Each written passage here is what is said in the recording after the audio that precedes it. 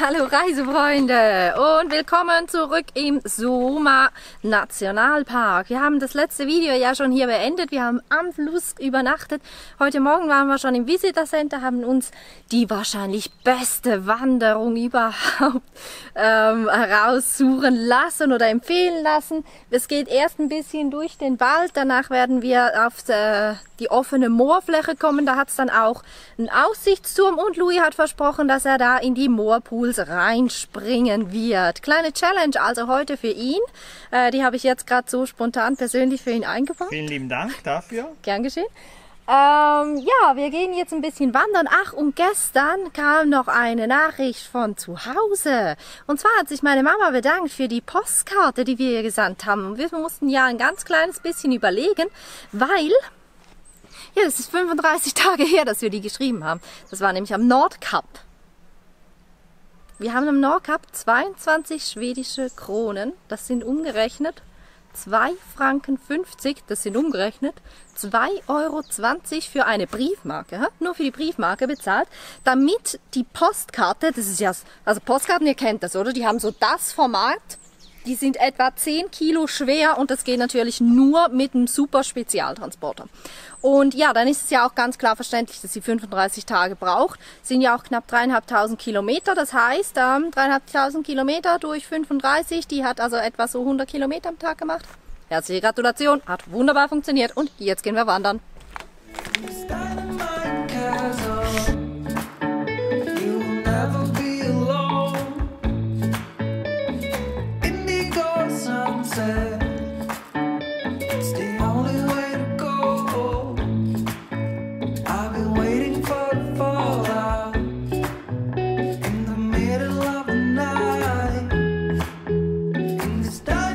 Das hier, meine Lieben, es ist eine fleischfressende Pflanze. Die sieht aus, als hätte sie wie Tautropfen auf sich. Wenn da aber dann eine Fliege oder eine kleine Mücke auf die Pflanze sitzt, ja, dann bleibt sie kleben. Wir haben das jetzt gerade auch ausprobiert mit einem Grashalm. Wenn man da diese Tropfen berührt, dann ist das nachher nicht wie Wasser, sondern ja, das zieht Fäden. Das ist wahrscheinlich zu filigran für euch. Ja, es gibt dann wie so Spinnenfäden. Und während ich die natürlich, ich bin ja auch schon groß und stark, wenn ich da nicht kleben bleibe, bleiben die kleinen Mücken da natürlich hängen. Ja, dann macht sich die Pflanze über sie her.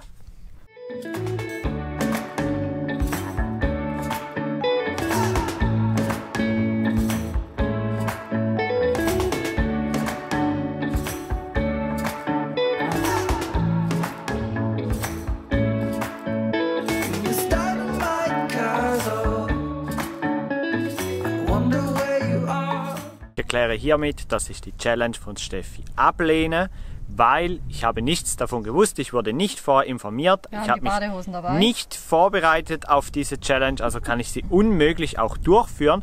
Und durch das, dass wir gestern Abend so eine wunderbare, schöne Dusche bei Karl hatten, habe ich schlichtweg keinen Bock, hier in diesen Tümpel hineinzuspringen. Tja, jetzt könnt ihr drunter schreien, ich sei eine Memme oder typisch Louis oder sonst was, ist mir egal. Ich möchte von euch wissen, wer hier hinten hinein möchte. So, reicht das? Ja, ich denke Hashtag Susi wäre noch. Ich dachte erst Hashtag, was hast du vorhin gesagt? Susi? Nee, nicht Susi, es war die Sissi. Ah ja, Sissi. Sissi.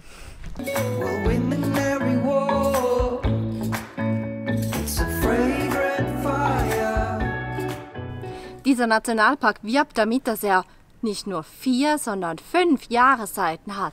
Frühling, Sommer, Herbst und Winter und Überschwemmung. Das ist die 5. Jahreszeit. Und hier kann man dann auch anhand von diesen Zettelchen sehen, wie hoch das Wasser hier schon gestanden hat.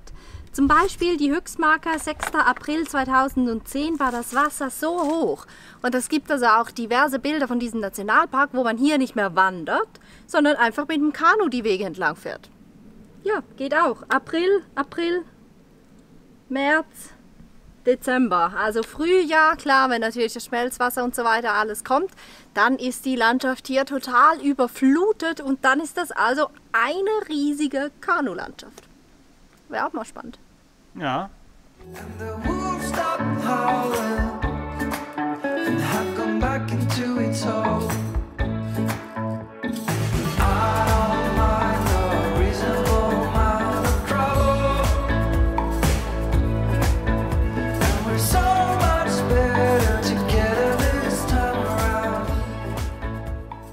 Wir sind zurück bei Karl und weil es euch ja jeweils auch interessiert, wo genau das wir jetzt waren.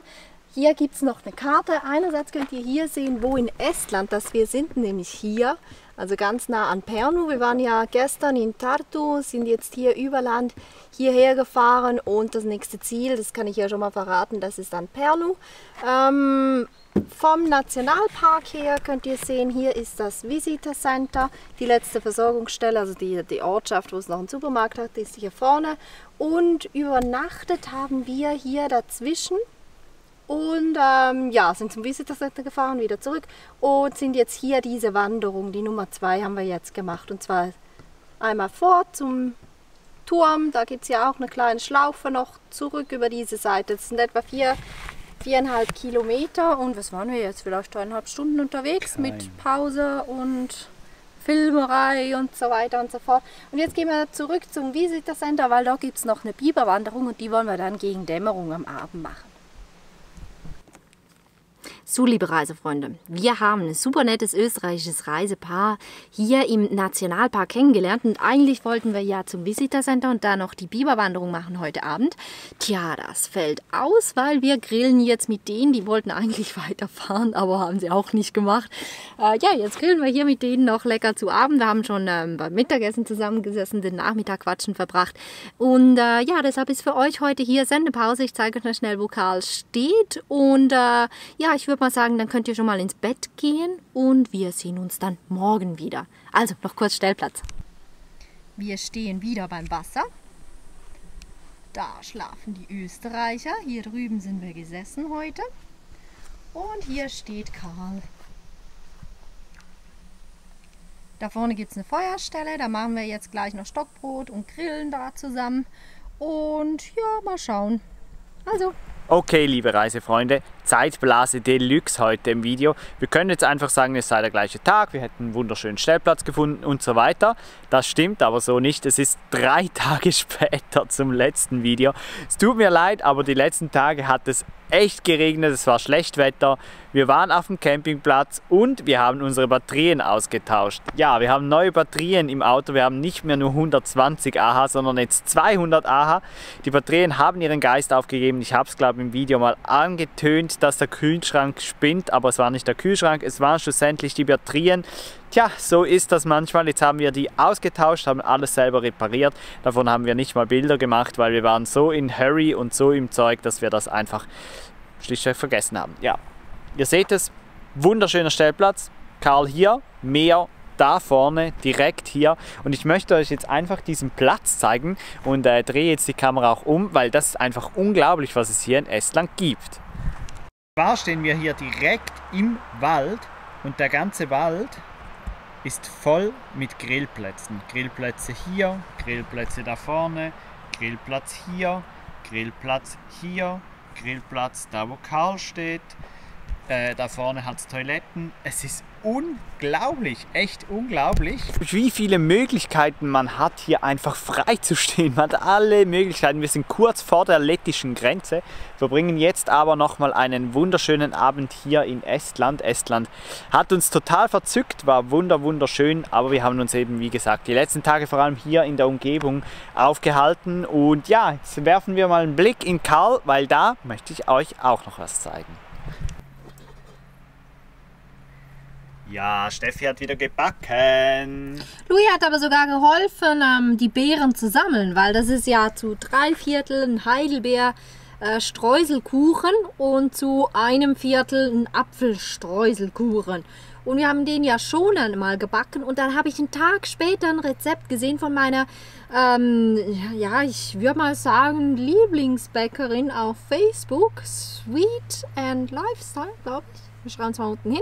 Und ja, da habe ich meinen Kuchen gebacken und was backt sie 2 Tage später? Heidelbeerkuchen mit Quark. Und jetzt habe ich den nachgebacken, weil das wollte ich jetzt schon mal immer machen. Sogar im Omnia. Und ihr seht, der hat sogar oben so ein kleines bisschen Farbe bekommen und die Streusel, die sind hart geworden.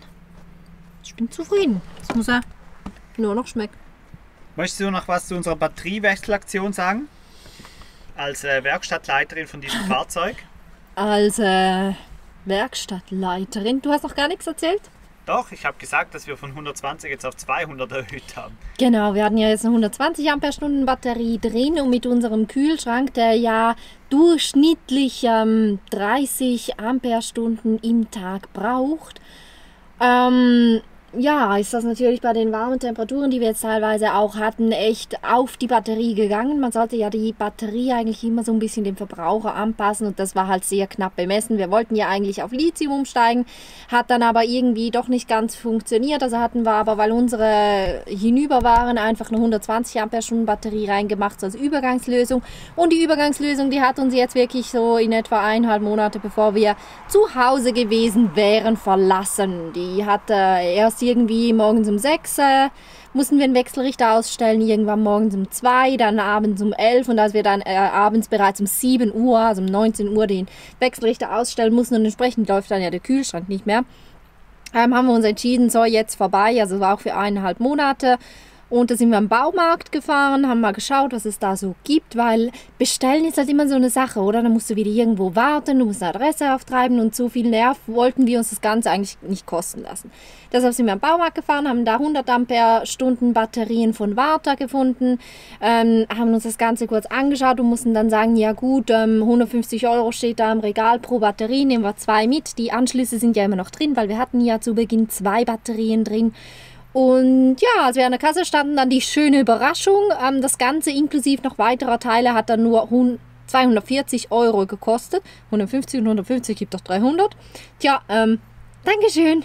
Zettel, wir gehen. Und ja, jetzt haben wir 120 € irgendwie was pro Batterie bezahlt. Das kann man natürlich günstiger haben auf Amazon, aber nicht schneller. Das funktioniert definitiv nicht. Ja, jetzt haben wir das Ganze angeschlossen.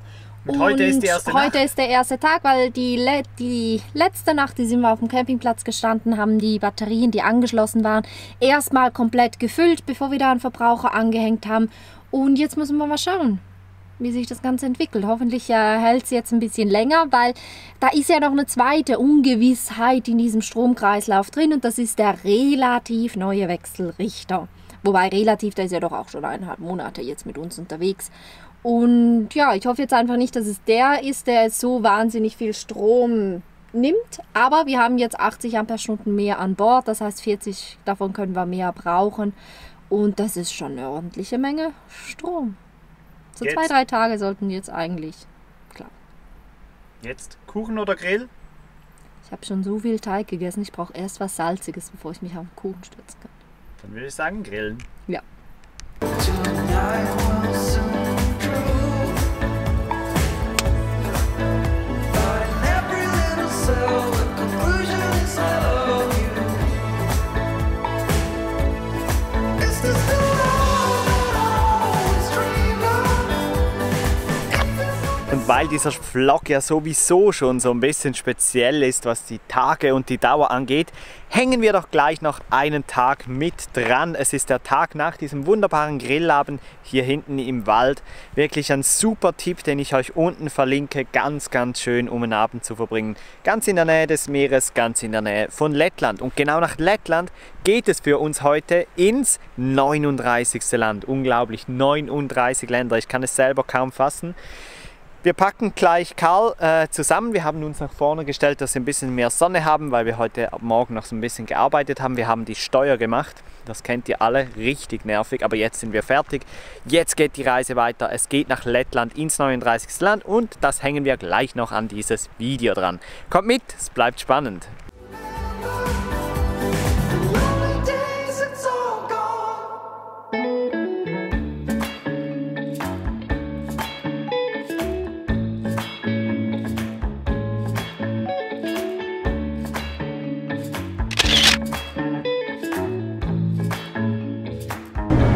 Leute, wir sind drin im 39. Land unserer Reise. Ihr habt es gesehen, wir konnten sogar beim Grenzübergang kurz anhalten und ein paar Bilder machen.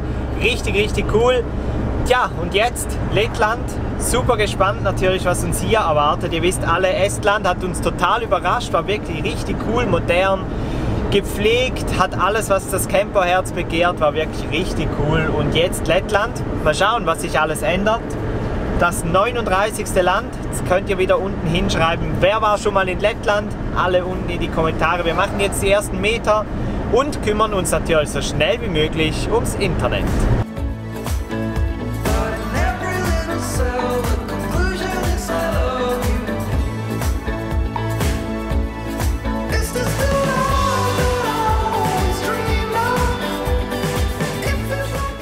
So schnell und so günstig hatten wir noch in keinem anderen Land Internet.